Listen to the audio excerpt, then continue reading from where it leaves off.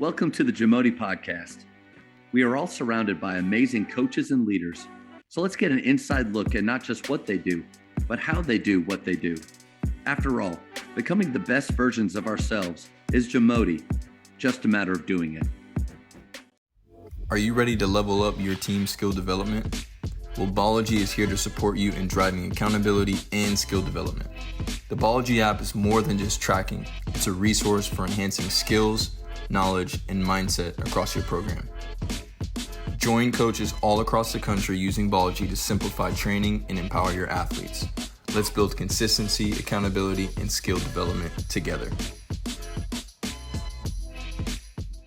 Something earlier about I love the idea of the different adversity. There's no measuring. So one person you can't be as upset because you haven't gone through what I've gone through. I appreciate that.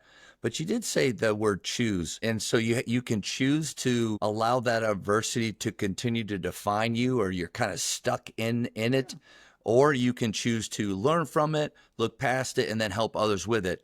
But Tyler, how the choice there, how does somebody make that? When does that happen?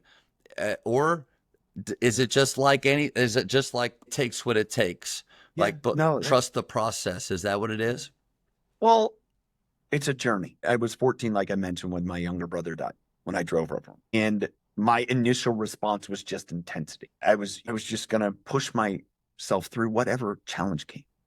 And what I found by that is I pushed a lot of people away. I could push myself through any challenge. And what I ended up finding over time is I just left carnage. It was a bulldozer. And then eventually it came to a head, and it was just like, I can't keep doing this.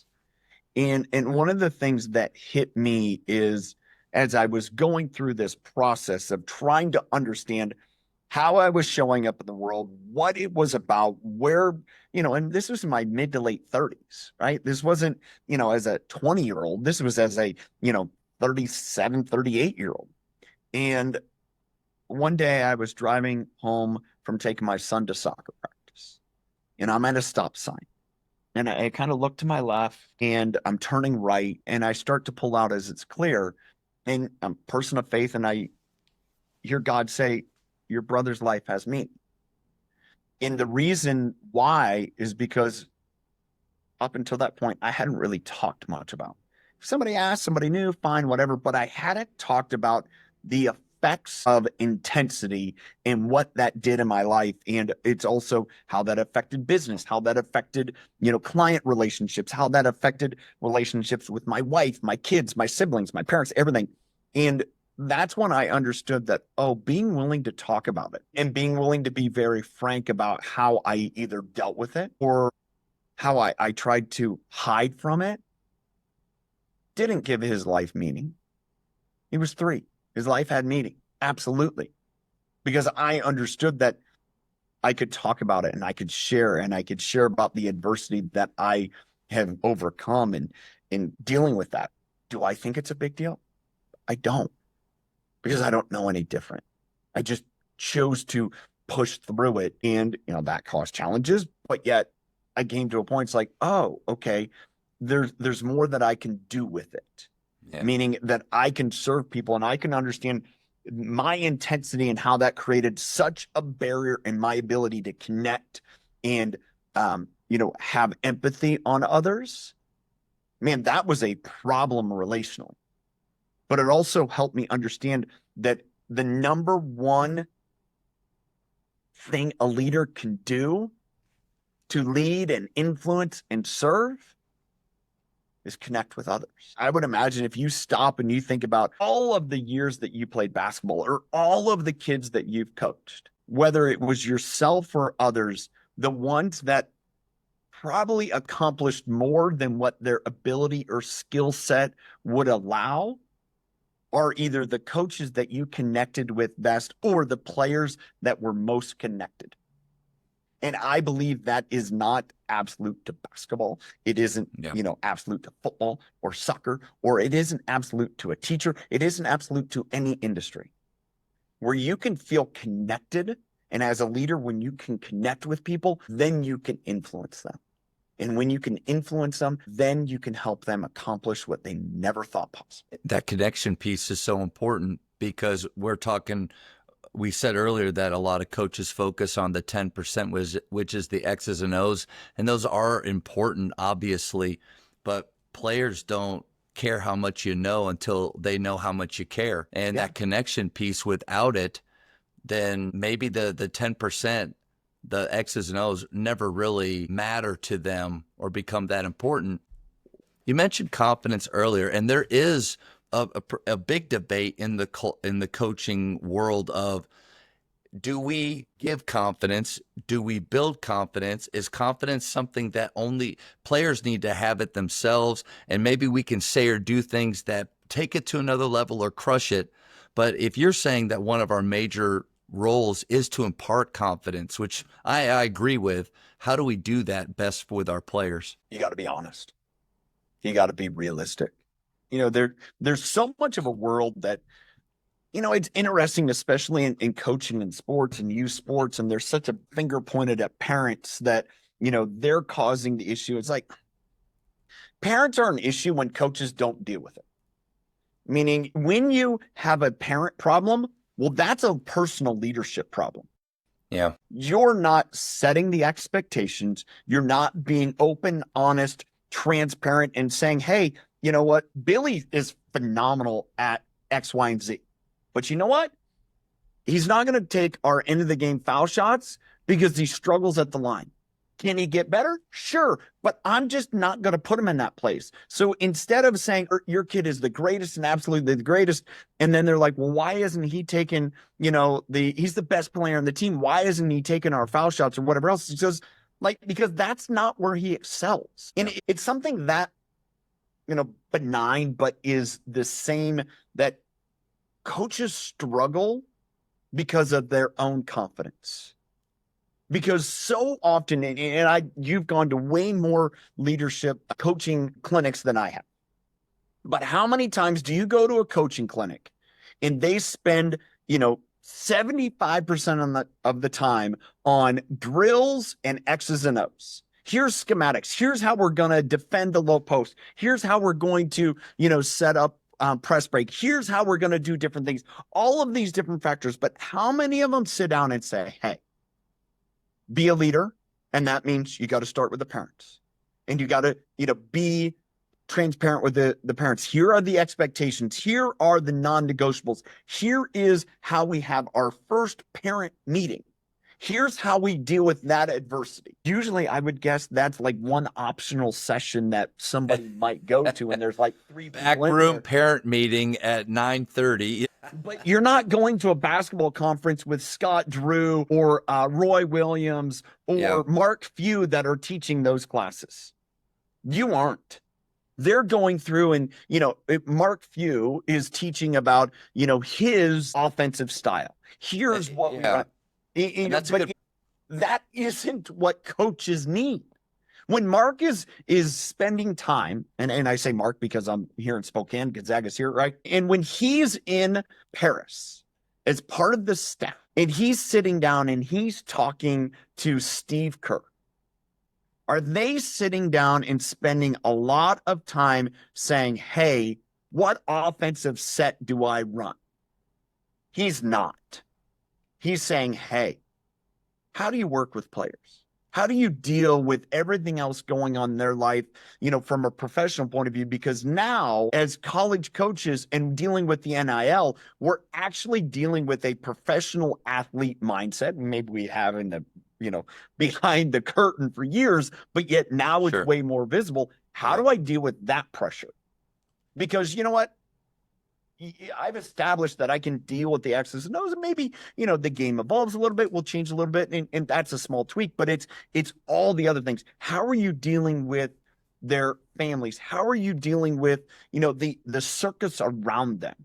And yet, so when we go to these coaching clinics and we don't talk about that, and we talk about, all the things, but then it's no wonder when coaches it doesn't matter the sport, overwhelmingly, they're saying all of our problems are parents. Nope, parents aren't the problem. Parents are what I would say largely have not changed. Parents want the absolute best for their kids. Yep. Now, some of them are altruistic because they want the best for their kids, but a lot of them, I would say some of them, a lot of them want it altruistically because they want the best for the kid. But there's some of them that want best for their kid for themselves. But guess what? How you deal with those is the same as you deal with the other ones. You have to be transparent, you have to be honest, and you have to be authentic. And if you can deal with that, then there's no challenge that you can't get through. Could there be hard and difficult conversations? Absolutely. There's going to be hard and difficult conversations. That's life. But if you anticipate that going in and know the case, then shame on you for being frustrated. You have to deal with that. That's part of the job. So there's a lot to unpack. Yeah, well, let me get back to the part about the confidence. Because again, that comes back to that layer of how do you deal with it? Well, if your confidence is off, it's understanding if you're dealing with the parents, that top level, especially as I would say amateur coaches.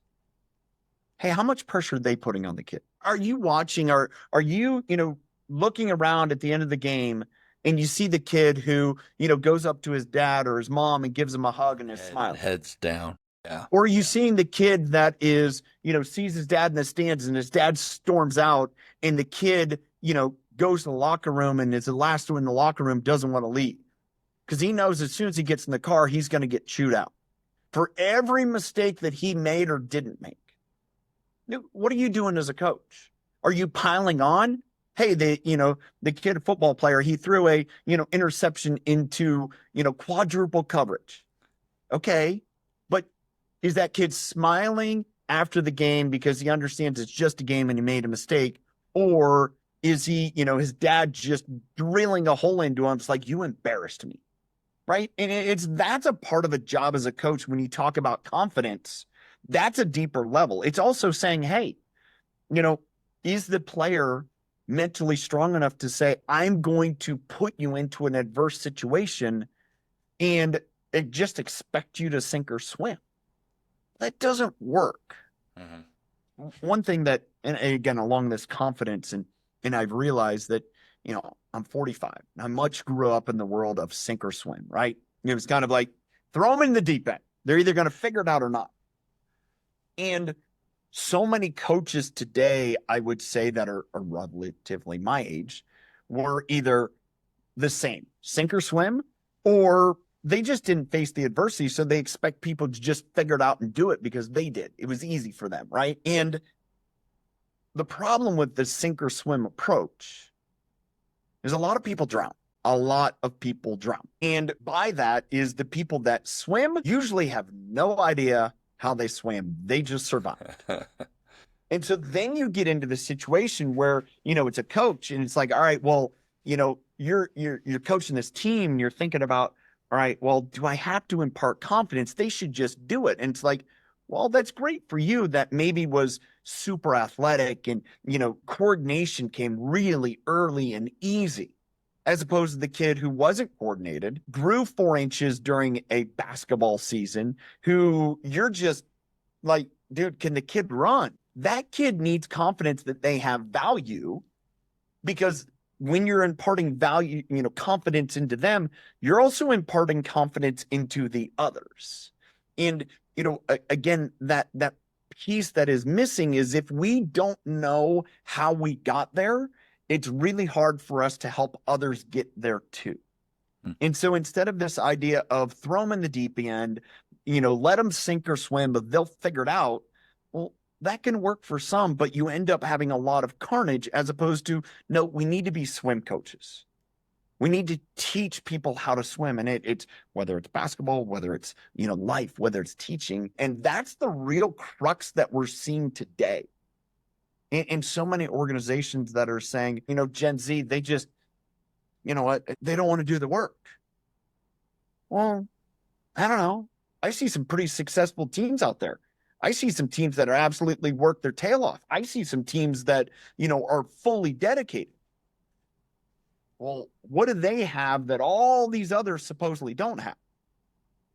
Do they have somebody that builds confidence in them? Do they have someone that's willing to teach them? Is there someone that's willing to, dig a little bit below the surface and find out what they really want? Because it's not like it was 20 years ago where kids will do anything for that. They have way more options now. They're like, I don't have to put up with you. Yep. And that's again, that whole confidence, that whole sink or swim, that whole responsibility of a coach is being constantly reframed as our society changes. Thank you for checking out today's episode.